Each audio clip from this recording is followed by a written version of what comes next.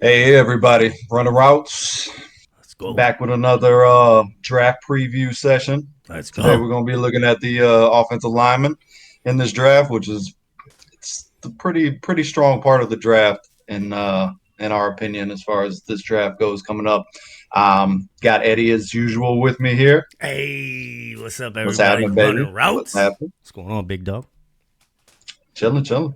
Let's get All it. right, so let's dig into these dig into these prospects, talk about a little bit of our likes and maybe some shortcomings um, as we go down the list. Get it kicked off with I believe your favorite. Let's go with the big kid out of Notre Dame, mountain of a man, 6'8", Joe Alt. Um, Underclassman, I believe. I think he's a junior, but kid's got the pedigree, and I know you'll highlight a little bit of that.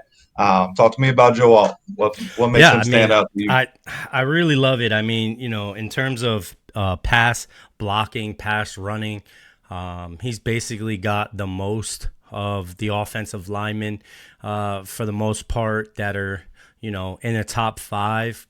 That are regarded. Some are plug and play. Some are deemed to be guys who may need to sit or are gonna need reps to get acclimated. But I think Joe Alt could potentially be one of those anchors, A1 day one. That's why he's at the tippy of the toppy for me.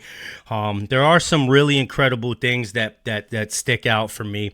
One of the things is Pro Football Focus gave him a 92 out of 100 overall rating. His father was a two-time Pro Bowl for the Kansas City Chiefs. He's played quite some time at the left tackle position. Also, his brother as well is a starter in hockey right now in the NHL for the LA Kings right now. Also, too, another thing which was very interesting when you listen to the story of Joel, not that other offensive linemen don't have a story and aren't incredible as well. I don't want to leave anybody out.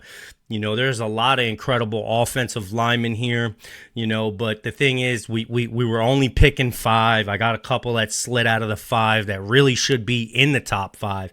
But Joe Alt to me is the pedigree in A1 day one. This kid was being groomed to do this at the position.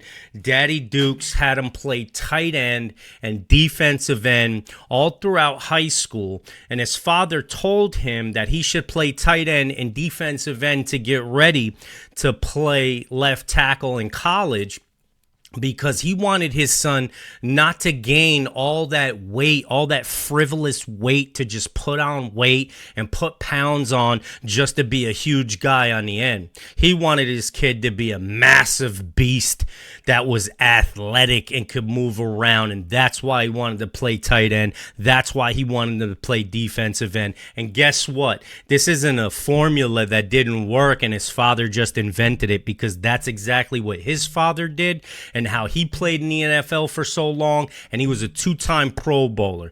Okay, so right then and there shows me that Pop's philosophy is A1 day one, and I believe that this kid's going to be able to do it. Is he polished? No. Is he Quentin Nelson? Probably not. No one has talked about or regarded to him as a generational talent. Okay, but he's 6'8". He's in the threes. Okay, and his father's been teaching him since he's been young. So for me, that's where the separation came for me. I mean, he also has the snaps to back it up. Two Bro. sacks in his whole career at Notre Dame, or sorry, two sacks just last year. I mean, the kid's got 713 snaps on the offense, 344 snaps at rushing, and pass blocking was 368 snaps. That's a lot of snaps, and it's more snaps than any of my guys in the top five. Well, close to. The dog out of Washington, I think, has the most snaps of everybody in my top five chart. Yeah, can't disagree with the analysis, and I do love the lineage as well. Anytime you can get a player that comes from a family where you've got the background of what you're going to be doing in a profession, you got to tend to slide there that they're going to have a little bit of a heads up over some others, maybe. Now But the bench reps aren't going to wow you, right? Because there was a running back that put up just as many bench press reps as Joe did, as Mister Alt did. But that's that type of stuff to me. It doesn't scare me as much because you gotta, as a tackle, you gotta have a little bit of ballerina in you. exactly. I like a guy that can be able to finesse and stuff like that. You brought up the, playing snaps at tight end, and that really struck a chord with me because one of the things that I didn't see as much on tape that I want to see was him getting off the first block and going to the next block. Now, the first block was almost immediately handled, especially in the run game, and that situation was completely neutralized, which I love about him. But getting off that first block to the second block, that's something obviously he's going to be able to work at and stuff like that moving forward. And being 6'8", little bit troublesome to me. Hopefully, his footwork is going to be consistent, and he's going to grow and mature in that situation to where he can handle the 6'1" to 6'3" edge rushers that are coming off the corner, because that is quite a reach when you talk about some of the speed that can come off the corner. But yeah, there's no doubt about it. He's a top 10 talent. I agree with you. Probably not generational, but a kid that could be plugged in and not worried about for 10 years. I could definitely see that. Generational Um, folks. Sorry to cut you off, Char. I just want to say generational folks. What they mean, what we mean when we use that term. What that term means is that that individual. that's the kid out of Washington, Troy Fatanu.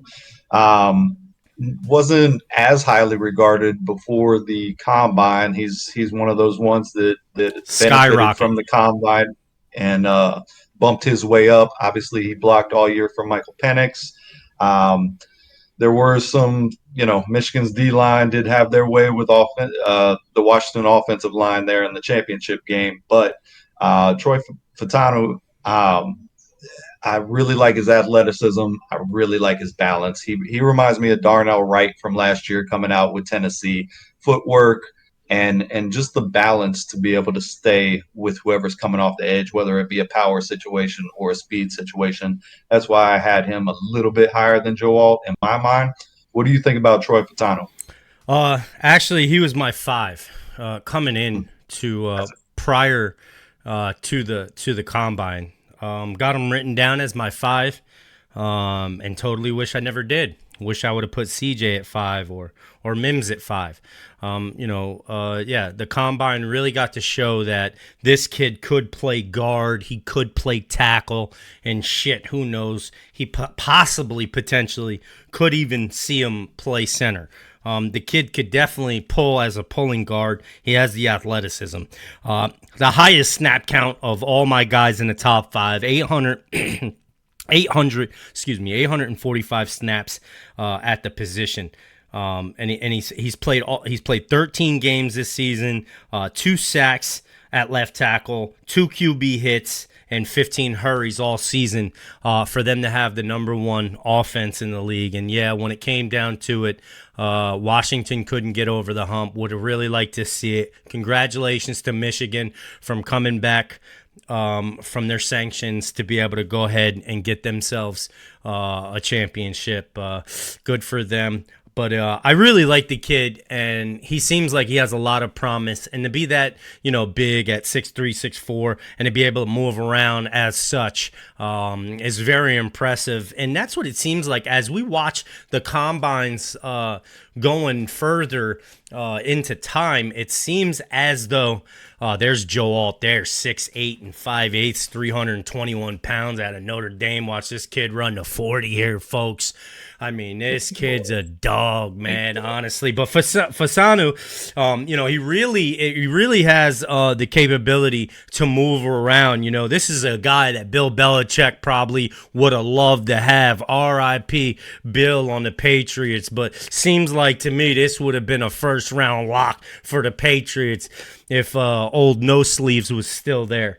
But yeah, he really shot up my board. Obviously, you got my board. I wrote it down a while ago. Penn State kid I had at second. CJ I had at 3.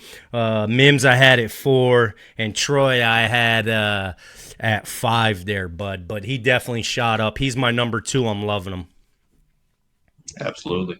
Yeah. A thing that's going to ring occasionally, at least with my likes, is going to be what you highlighted on was versatility. People that are able to possibly play multiple positions, and I feel like there's quite a bit of prospects in here that have that versatility. And with the new age of the NFL, with the spread offenses and stuff like that, you're seeing that the offensive linemen's call him the big O Fashanu. Yeah. Fashanu. Penn State kid. Penn State dog, Fashanu. Talk Absolute to me beast. about what you like from him. Absolute beast. He was one of the ones that touched my heart, touched my list because he given up 0 sacks last season. I couldn't really find any more numbers. I would have loved to have stumbled upon a snap count. Some of these old linemen, man, old linemen don't get love in the NFL. They don't get love in college. Old linemen need love too. Okay, these D linemen get too much love. You know, Trayvon Walker, a couple seasons ago, the kid wasn't even in the first round or maybe top 25 pick. Now all of a sudden, this kid puts up a 40. Everybody loves him. He goes number 1 overall. You know, good for him being athletic like that, running a 40-yard dash time. That's really nice. And these old linemen get 0 love, but everybody finds out when Micah Parsons runs past you. But, you know, they don't talk about when, you know, Micah Parsons didn't have, you know, no sacks that game and who he went up against. But they always love to tell you when the offensive lineman lets you down. The kid out of Penn State, I love. He got hurt, pulled a hammy in the combine, so we really didn't get to see too much out of him and how much athleticism he brings to the table. He's another 165, 6'6", a beautiful specimen at left tackle, and I think that he also has the ability to be an anchor for, you know, any organization that's going to need one at the professional level. There are some concerns. I hear a lot about him lunging as opposed to waiting for that to unfold, waiting for the block to create, you know, the distance that you need to make the play. So he's, you know, he's not reluctant enough that he lunges too much. And in the pros, that could be taken advantage of. You know, they could slap your arms down, push you out of the way, get right around. So there are some concerns. He's not as polished as I would say Joe Alt potentially could be, but he definitely is in the top 5 for a reason because he will be a solid offensive lineman, solid pick. I see him going definitely in the top 15. I echo those sentiments. I feel, I watched quite a few Penn State games last year. I question maybe, I guess, the mean streak of him a little Yeah, bit. yeah. I do worry about, somebody that's really going to get into him, really going to set him up. I didn't see a lot of great technique, but athleticism wise, I feel like he's got all the physical tools to be a very good tackle in the NFL. He's This is going to a have to guy I feel work on like technique. I agree. I agree. I feel like it's he's going to have to get into a good situation with a good old line coach, old school guy that can, really take him and push him to that next level because he's got the physicals for it. Because of that, although he will be drafted in the top 10, top 15 at the very least. But because of that, for me, he slid down my board to like number 4 as far as, drafting, being ready to pick and plug. I think he's going to have his bumps and bruises along the way his first couple of years. But definitely a kid that if he picks it up, he can definitely, shine and be a gem in this draft. I agree 110%. Moving along to the next one, who you got at your number 3 spot? My number 3 spot, I got CJ Latham out of Alabama.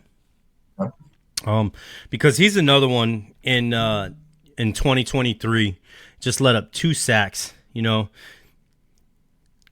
eight Actually, he was the one with the most. It was CJ Latham. I'm sorry, I said that it was Fasanu that had the most snaps. It was Most CJ snaps. Latham, 874 snaps, 431 at run block, 443 at pass block, and he only gave up 2 sacks. And I mean, people were coming for Bama. I mean, Bama was struggling last year. So it's really good to see in the numbers that out of all this 800 snaps, 840 something snaps, that he only gave up 2 sacks all year because for the most part, Alabama struggled offensively all year. To just know that the struggles didn't come from his side is very reassuring. And he's another one that's gone up against top talent his Yeah, entire career since he's made it to Bama.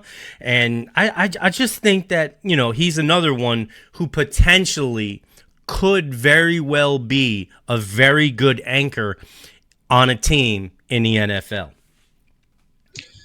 yeah. I mean, obviously, you're talking about coming from the SEC, facing some of the best pass rushing, schemes, personnel out there, and then shoot day to day in practice, you're facing the likes of Dallas Turner and stuff like that. So you got to be on your A game.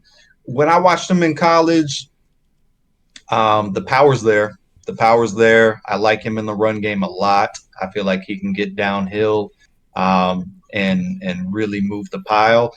Pass blocking, I worry about his footwork. I don't know if he's quite to the level of the Joe Alt, and that's one of my question marks about Joe Alt. So I do worry about Latham, but the run game skills were the things that really stood out for me there with him. I didn't have him in my top five, but that was just kind of projecting forward and stuff like that. There's so I many think good ones. there is this class is really loaded, and it's not a knock on him. He's definitely an NFL talent. Not a guy that is going to be out of the league in a couple of years, but another guy in my mind who's going to need um, Some work. you know, yeah, because to me, I almost feel like a position switch at some point in time in his career to the other side would probably be a safer bet for him so that he doesn't have to necessarily deal with the quarterback's blind side and stuff like that. But kid's got talent. I like him a lot. Number three from me, I stayed in the Pac-10, amazingly enough, because I'm usually not high on that conference. But the Talisi Fuaga kid out of Oregon State, As you another say it. guy that As you another said, he just ran to 40. As you say it. I'll another rewind it. guy that impressed me at the combine with his lateral quickness and seemingly really good motor. 300 pass attempts that he was blocking for last year. No sacks given up. Um, Impressive to me. One of my favorite running backs that's still in college this year, probably going to be a Heisman front runner, Ollie Gordon. He blocked for him last year, and Gordon put up record numbers there at Oregon State. So this kid, when I watch him on tape, Here he's he is. versatile. Again, I love the versatility, and he seems like that type of kid who's going to come in there, be hungry, work hard. I really like the potential of this guy, whether he slides inside the guard or if he needs to play tackle as well. Could be a little bit overmatched sometimes with the power, but the finesse to get downfield, the finesse to get out on those bubble screens, the finesse to pull and run some of those read options that's so popular in the game today. I love that from this kid, and that's why I've got him so high on my list. Realistically, probably a mid to back end first rounder, but whoever snags him is going to get them a hell of a football player, I feel like. How do you feel about him? Absolutely. Yeah, I mean his combine was definitely incredible. And I think it's just a shame that I didn't go and get any other positions. I mean, I got some other guys in my top five, a couple centers and things like that. But I just was so fascinated with a lot of these tackles that Oh, it's did. hard not. Yeah, it was really really hard for me not to get mixed up in the tackles. There's a lot of light in the tackles, but I do think that he is very good and he is rated pretty high up on the list. So you're definitely getting top talent when you draft that kid. And yeah, like you said, it's not the biggest conference in the NCAA, but it's still a good one. He held up. He held up well, and I think his athleticism and versatility will serve him well at the next level. Speaking about athleticism, talk to me a little bit about what you like about Amarius Mims, the kid out of Oklahoma. Well, see, there's I I like him. They're talking a lot about him. He's a big boy. He's big. He's 6'8". He's big. There's just not a lot of production. He's got 0 sacks though. That's another thing. But it's only in 297 snaps last year. He's hurt for some Sample some size, yeah. games. He played at run block 129 snaps, pass block 168 snaps, and 0 sacks again. I question his durability, but it seems as though he has the technique and the athleticism down. It just sucks that this is one of those guys that I don't know if he's going to be able to be on the field all the time. He's still a top talent in my eyes. It's just, can it stay healthy? Yeah, health a major concern. I said Oklahoma. I made a mistake. It was Georgia, Georgia. yeah, Another kid to me looked more athletic than Latham coming out of the SEC. I feel like he was a little bit more on the athletic side and maybe not so much as powerful as Latham. But you're right, with the injury concerns and stuff like that, availability is the biggest availability, the biggest key when you're talking about a long season in the NFL. So that is a little bit of a red flag, being banged up and limited as far as playing. But when you're at these Power Five schools, came out last year from the same team, Georgia, Broderick Jones in them. I don't know if he'll be able to reach that level because Broderick Jones turned out to be a great draft pick for the Pittsburgh Pittsburgh Steelers Steelers, last yeah. year. But there are some good similarities there that I saw in this game. So he's definitely got some nice upside. Since we've been on the edge primarily with a lot of tackles and stuff like that, you brought up the kid from Oregon. Talk to me about what you like about Jackson Powers Johnson. Yeah, Jackson Powers Johnson is another one of those guys. You, this guy's gonna be one of those guys on the field, off the field, in the locker room. You're gonna love this guy. Not to say that none of the other guys that we spoke about have that ability or have that Absolutely. capability as well. But Jackson Powers, it seems as though one of those guys. He's a singer, compares himself to sounding like Celine Dion or Adele. It's very interesting because he played both sides of the ball. In 2021, he played an entire game for Oregon at defensive tackle. Not a lot of people know that.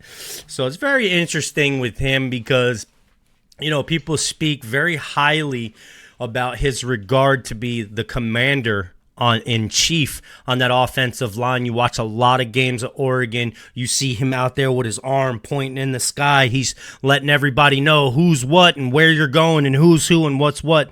And that's going to be very important. So if he can pick up the playbook really fast and really quick, and he could provide that for an NFL offensive line that's potentially struggling and needs that kind of stability, then this guy's a home run hitter for that.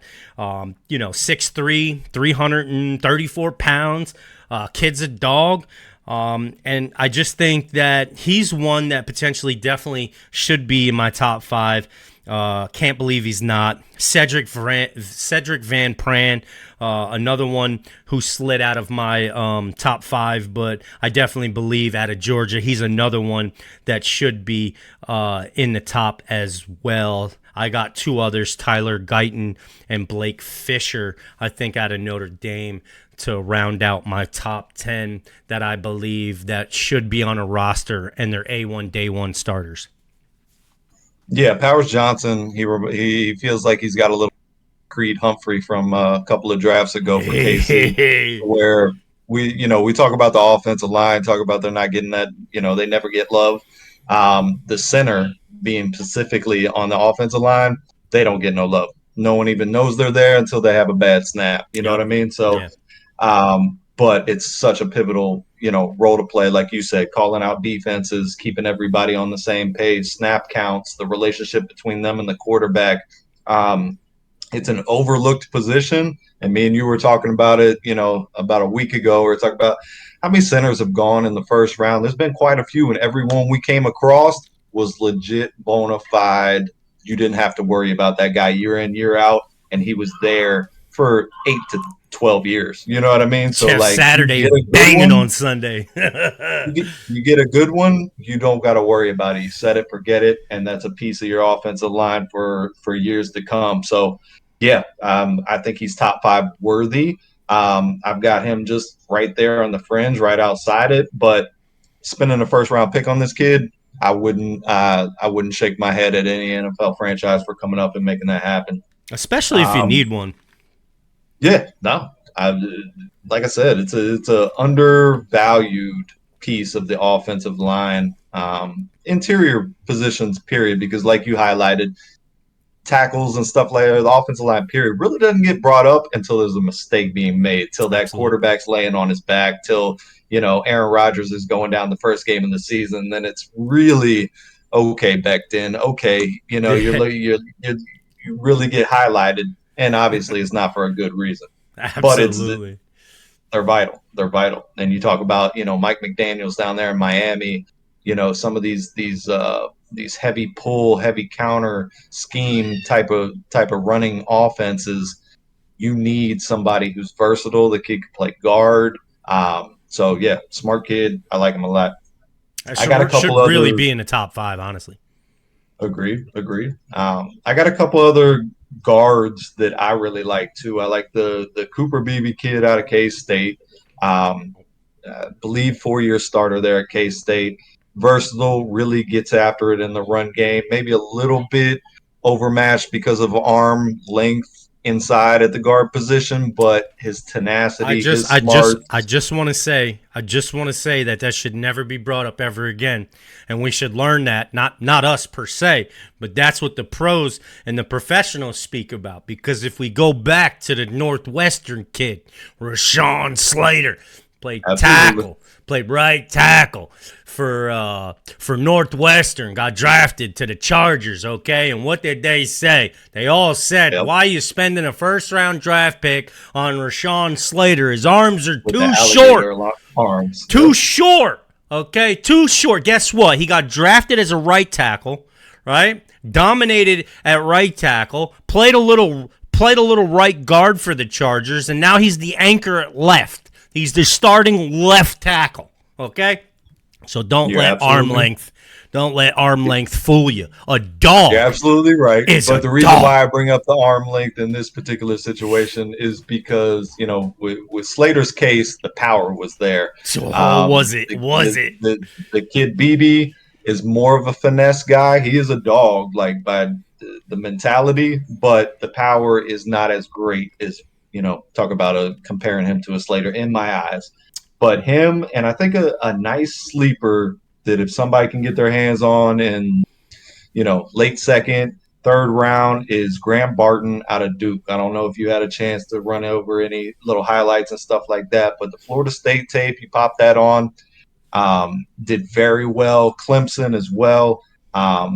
They ran a lot of shotgun last year too. Is another kid that's athletic, interior. He's a really good mover in the run game. I think he's got some really good traits. And then if the kid out of Michigan, Zach Zenter, can come back off that knee injury that he suffered late in the season last year, I think he's got a lot of good characteristics. Not the most athletic kid, but he's another guy that's got a mean streak. Plays with really good balance, and he's a dog in the run game, as we could see from Michigan over the past couple of seasons. And he played an intricate role in that. So that um, This really kid soak up Frank a lot of Crum with the the 4.94 here, second run.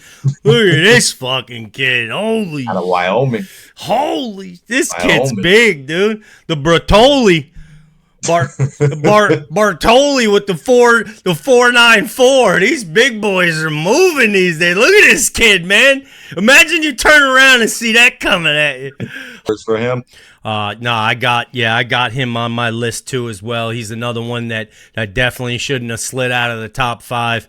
But I put in who I put in, and we do these things, and he could very well be another one that ends up emerging, in the second round, who ends up being one of the best offensive linemen in this as well. Obviously, we're all going to have to let these kids get in here, get the foot in the door, bang for the job, and see what we got. But yes, he's definitely another one that who I have in my top 10. He's on my top 5.